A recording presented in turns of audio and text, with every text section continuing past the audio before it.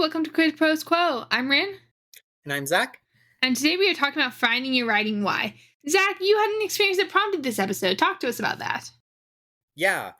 I had fallen off the wagon with social media and posting consistently on Instagram. And I was sitting in my parents' house in Oregon over the 4th of July weekend kind of limbo space when I decided that what I was doing with social media was not really what I wanted to be doing. I had just attended a conference that was talking about where generative AI sits inside of the publishing space. So I decided to ask ChatGPT to help me come up with a social media strategy that was more aligned with the sorts of things that I wanted to do with my time.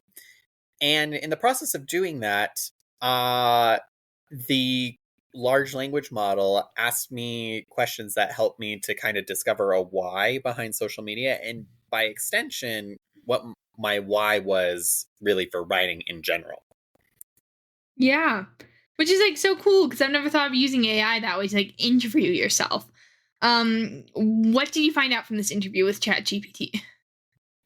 I found out, or maybe it's better to say that I like put it into words because I had like felt this before. Like you knew this, but like it helped you articulate it. Yeah. And I realized that the reason why I write is a lot less having to do with like fame and fortune and, you know, the little prizes that mean you get to put stickers on your novels that obscure the cover art and make everybody upset.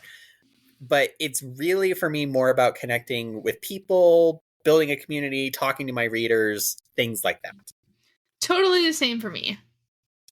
Like the idea of selling 5,000 copies of my book is not as appealing as the idea of having a Zoom call with 12 of my fans who want to talk about my book. That would be a dream come true. Like 5,000 books would be nice. Like I'd really like that.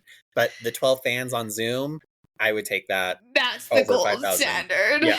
Yeah, I totally get that. I've like, when I was beta reading my book, my mom's book club read it, and I got to like essentially do the Zoom call with like 5 or 6 like people who had read my book, and they were like excited to talk about it. And I can tell you, it was like so cool. And I loved it.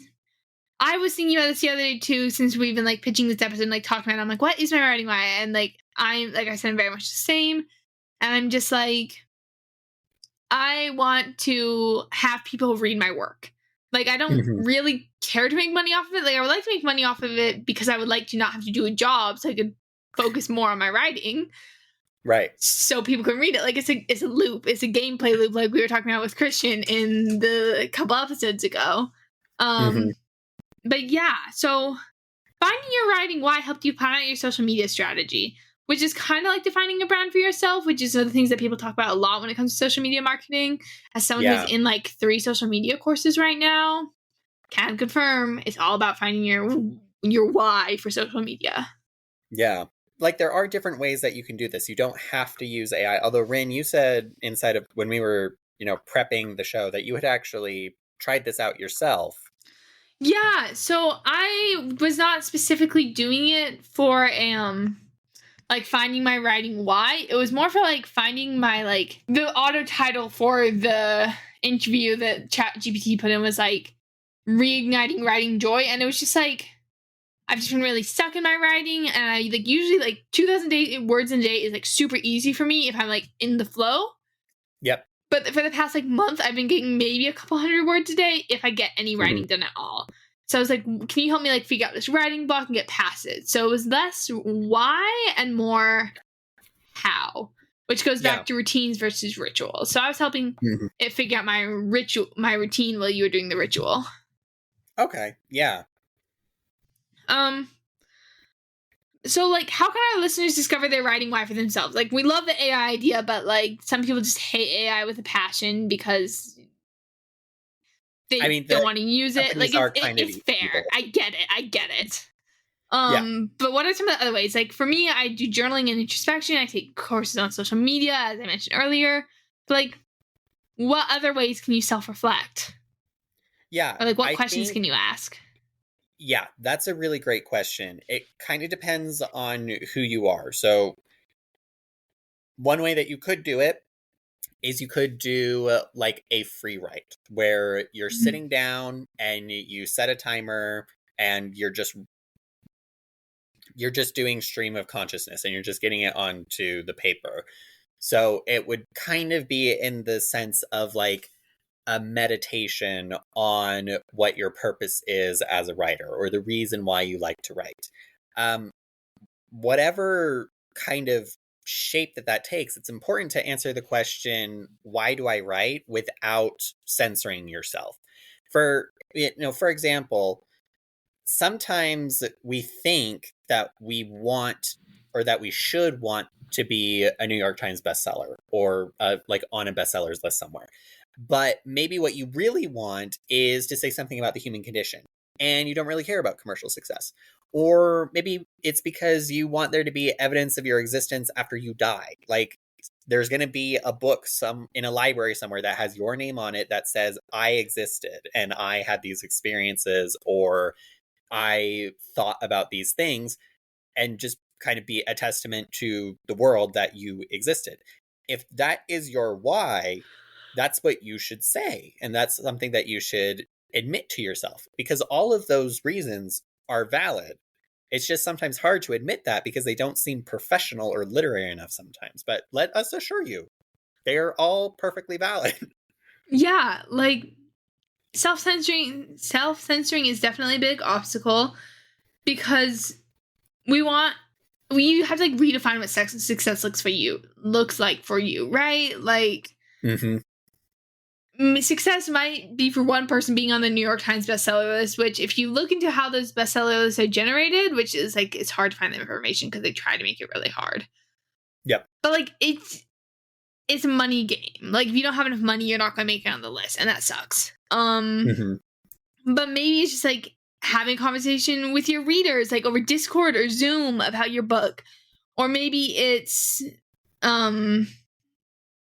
just like holding a physical copy of your book. Yeah. Which like you don't even have to publish it. Like Barnes Noble Press, you don't have to sell your book to get a physical copy of it. Like you can just do a private publication just for yourself. Like, and Amazon might also do that, but I don't know. I know Barnes Noble Press does. So like there are ways to like redefine success for yourself, and that is something you should examine when you're trying to figure out your writing why.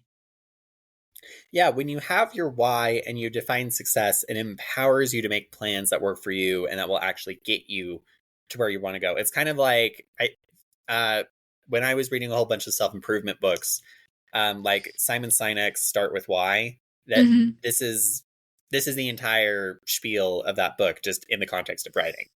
Yes, exactly.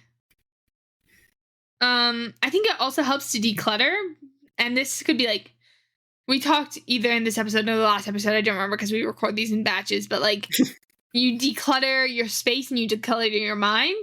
But if you declutter your mind, and if you're wise to write novels, you don't have to spend time writing short stories. Like every once in a while, I'll write a short story as like a palate cleanser, but I don't dedicate time to it because that's not what I care about. Right. If you don't want to sell books, then don't do marketing, because marketing is the worst. It just is. Everybody's marketing. Isn't that amazing? If you don't want to sell, then you don't have to market. If you do want to sell, you do have to market. But if selling's not part of your why, then you don't have to do it. Yeah. Yep. But basically your why tells you both what to do and what not to spend time on. And once you find your why, it's important to preserve it somehow, because you will forget it. Like you will forget everything if you do not write it down. Like I had a great book title for one of my like co-write novel the other day, and I did not write it down, and I regret not writing it down because the title we have right now is so clunky and so terrible. And I had like the lightning bolt, and I didn't write it down. But anyways, write it on like at least a sticky note. Yeah. You know? Put it somewhere you can see it every day. Yeah. This reminds me of something that I do for like budgeting. I have a little phrase at the top of the spreadsheet that I use to keep track of all the money stuff inside of my life. Yeah. That reminds me about my why for money. So if you're tracking inside of a spreadsheet like your word count stuff, you can put it in there because it's something that you're going to be seeing every day when you go in to put your word count stuff in there. Yeah, so like spreadsheets. I said sticky notes. You could also do like a digital note. Like my notes folder on like my Apple iCloud has a C.K. Jensen author folder, and I would put like my writing why in there if I had actually written it down before this episode. It's in one of my journals somewhere.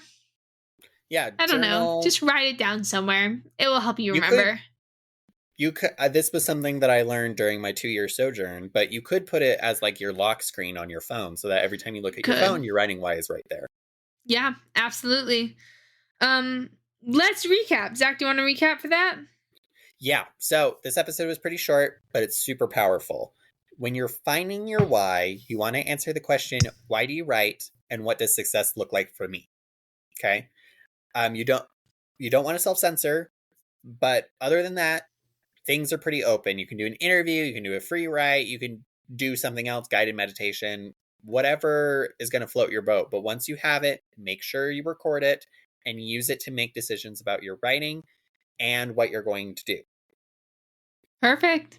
Thank you so much for listening, guys. This has been Quid Pros Quo. We'll see you next week. Quid Pros Quo is hosted by DC Winters and CK Jensen. If you like this episode, be sure to leave us a rating. And if you'd like to contact us, you can email us at quidprosquo@gmail.com. For more episodes, check us out on Spotify, Apple Podcasts, or wherever else you get your podcasts.